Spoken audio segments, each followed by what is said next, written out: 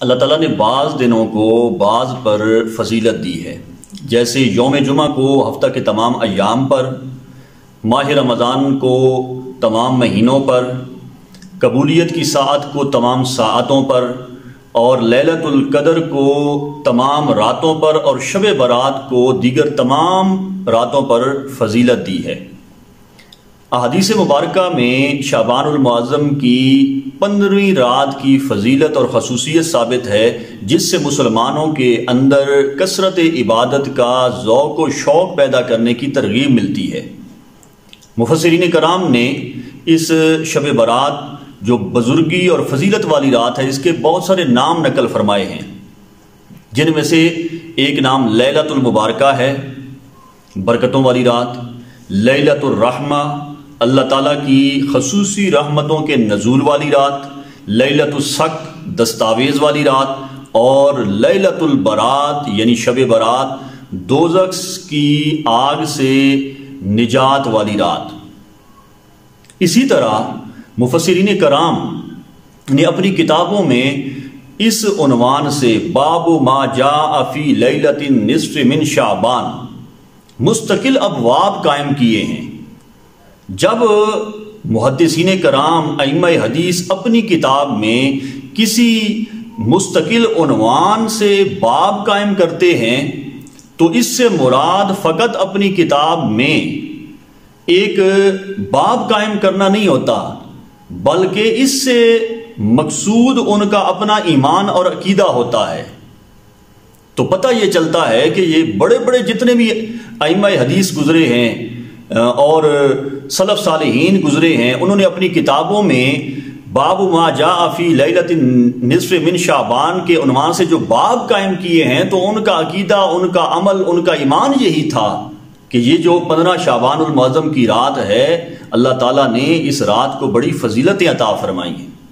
اس رات میں اللہ تعالیٰ کی طرف سے رحمتوں اور برکتوں کا نزول ہوتا ہے۔ تو چند ایک حدیث مبارکہ آپ حضرات کے سامنے پیش کیے دیتا ہوں حصول برکت کے لیے۔ حضرت مولا علی شیر خدا رضی اللہ تعالیٰ عنہ راوی ہیں، آقا کریم علیہ الصلوۃ والسلام نے ارشاد فرمایا، جب 15 شعبان المعظم کی رات ہو، رات کو قیام کرو، دن کو روزہ رکھو۔ فرمایا اللہ تعالیٰ غروب آفتاب سے اپنی شان کے مطابق آسمان دنیا پر نزول فرماتا ہے، اور ندا ہوتی ہے کوئی مجھ سے مغفرت طلب کرنے والا، اس کو بخش دوں، ہے کوئی مجھ سے رزق مانگنے والا کہ اس کو رزق دوں، ہے کوئی مجھ سے عافیت طلب کرنے والا کہ اس کو عافیت دے دوں۔ ساری رات ندا ہوتی ہے یہاں تک کہ طلوع فجر ہو جاتی ہے۔ اسی طرح مشہور حدیث مبارکہ ہے، امام احمد بن حنبل رضی اللہ تعالی عنہ اپنی مسند میں لائے ہیں کہ حضرت ام المومنین عائشہ صدیقہ رضی اللہ تعالی عنہ آپ فرماتی ہیں کہ ایک رات میں نے اپنے بستر پر رسول اللہ صلی اللہ علیہ وآلہ وسلم کو نہیں پایا، تو میں تلاش کرنے کے لیے باہر نکلی تو آقا کریم علیہ الصلوۃ والسلام جنت البقیع میں ہاتھ بلند کر کے جنت البقیع میں مدفون مردوں، عورتوں اور شہداء کے لیے دعائیں مغفرت فرما رہے تھے۔ تو آقا کریم علیہ الصلوۃ والسلام نے جب مجھے دیکھا تو فرمایا، عائشہ کیا آپ کو خوف ہے کہ اللہ تعالیٰ اور اس کا رسول آپ سے ناانصافی کریں گے؟ تو میں نے عرض کی، یا رسول اللہ صلی اللہ علیہ وآلہ وسلم، میں نے سوچا کہ شاید آپ کسی اور زوجہ کے ہاں تشریف لے گئے ہیں۔ تو آقا کریم علیہ الصلوۃ والسلام نے فرمایا، میرے پاس جبریل امین آئے، آ کر مجھے عرض کی کہ یا رسول اللہ، یہ 15 شعبان المعظم کی رات ہے، اس رات اللہ تعالیٰ اپنی شان کے مطابق آسمان دنیا پر نزول فرماتا ہے، اور قبیلہ بنو کلب کی بکریوں کے بالوں سے بھی زیادہ اپنے گناہ گار بندوں کی بخشش فرما دیتا ہے۔ یاد رکھیں، عرب میں یہ وہ قبیلہ تھا جس نے سب سے زیادہ بکریاں پال رکھی تھی، تو ان قبیلے والوں کا نام لے کر مثال پیش کی گئی حدیث مبارکہ میں۔ اسی طرح حضرت عبداللہ ابن عمر رضی اللہ تعالی عنہما آپ فرماتی ہیں کہ 5 راتیں ایسی ہیں جن راتوں میں کی جانے والی دعا کو اللہ رد نہیں فرماتا۔ پوچھا گیا وہ کون سی راتیں ہیں؟ تو آپ نے فرمایا کہ جمعہ کی رات، عید الفطر کی رات،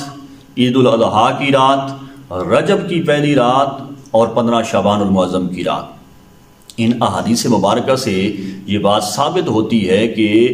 جلیل القدر محدثین اور مفسرین کا اس بات پر اتفاق تھا، ان کا معمول تھا کہ جب شب برات آتی تو وہ اس رات کو قیام میں گزارتے، رب ذوالجلال سے اپنے گناہوں کی معافی مانگتے تھے، درجات کی بلندی کی دعا کرتے تھے۔ تو ہمیں بھی چاہیے کہ ہمیں یہ رات غفلت میں نہیں گزارنی چاہیے، بلکہ اللہ کے حضور اپنی جبین نیاز جھکا کر اپنے گناہوں کی معافی مانگنی چاہیے۔